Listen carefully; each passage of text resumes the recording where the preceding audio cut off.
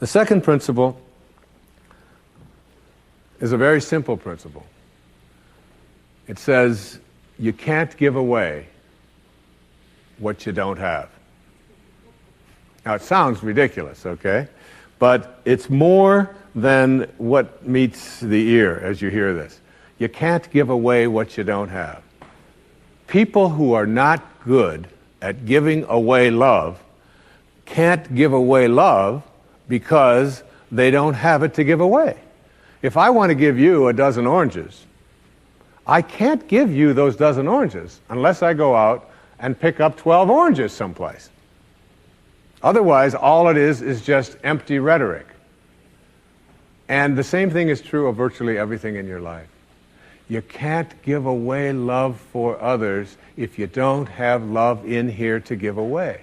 If what you have in here is contempt, if what you have in here is anger, if what you have in here is fear, then these are the things you're going to be giving away in your life. And I've often thought, and I really believe very strongly that there's a law, sort of a law in the universe. I call it the law of attraction.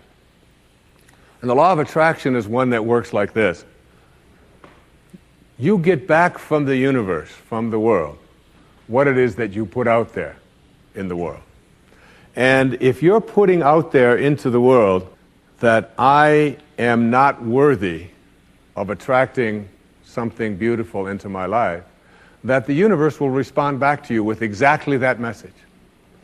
And there are people who come to me and who came to me for years when I had my own counseling practice and so on, and they would say to me, I just keep attracting the same kind of people, the same kind of events, the same kind of losers into my life. Why is that? Why do I keep doing that? And I keep attracting an absence of abundance. I just can't seem to attract abundance into my life. I'm always behind the 8 ball. I'm never getting ahead.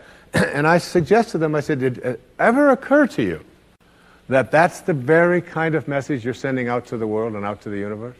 That the ocean of abundance is there. And you can go to that ocean of abundance and you can take a Mack truck and you can fill it up 20 times a day and take it out of there, and guess what? It doesn't impact at all the ocean of abundance. It doesn't even go down a zillionth of an inch. It's unlimited. Or you can go to the same ocean of abundance with a eyedropper, and you can just take this much out once a month and say, that's all that seems to be available for me. And the interesting thing for me is that when people go to this ocean of abundance, this unlimited world, all that I have is thine, it says in the holy books. All that I have is thine. It's all there for you. But if you believe inside that it's limited, that you can only get so much, that other people are going to get it before you do, then you'll find yourself creating that very same thing. And the even more interesting part about this, you can't give away what you don't have principle, is that if your message to the universe is gimme, gimme, gimme, which is a lot of people's message to the universe. I want this from you, I want that from you, please give me this, I have to have that. That's what their prayer is like, that's what their message is, and they say, I want this from the universe, gimme, gimme, gimme. The universe's response back to that kind of a mentality is exactly the same. The universe will say right back to you over and over again, gimme, gimme, gimme.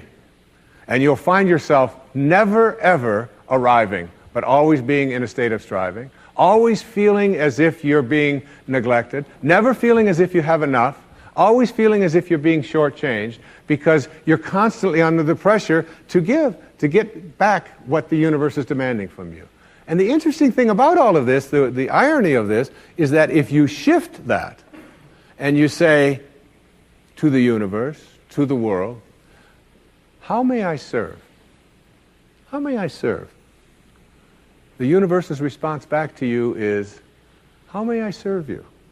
How may I serve you? And it's very intriguing. When you take your energy and your attention off of what you are demanding from the world, and instead saying, what can I give to the world?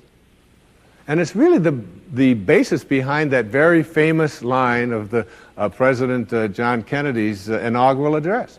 Ask not what your country can do, ask what you can do for your country. And the irony of that is, and I've learned that in my own life, that when I stopped thinking about what was in it for Wayne Dyer and how much could I get, and I began to shift and say, how can I help you? How can I give to you? What can I do for you? And people who write to me, I send them something. When I encounter somebody that needs help of some kind, I'm very often just giving that to them. And then I find that it just keeps coming back into my life. And once I shifted that energy off of what can I have into what can I give, it seemed to me that the universe responded back with the very same message. What can I give to you? And the most incredible and wonderful and beautiful abundance has flowed into my life in every way that I can possibly think of. You can't give away what you don't have. So take a look at an inventory of what you do have. How much do you love yourself? How much kindness do you have in you? How much peace do you have in you? How much joy do you have in you?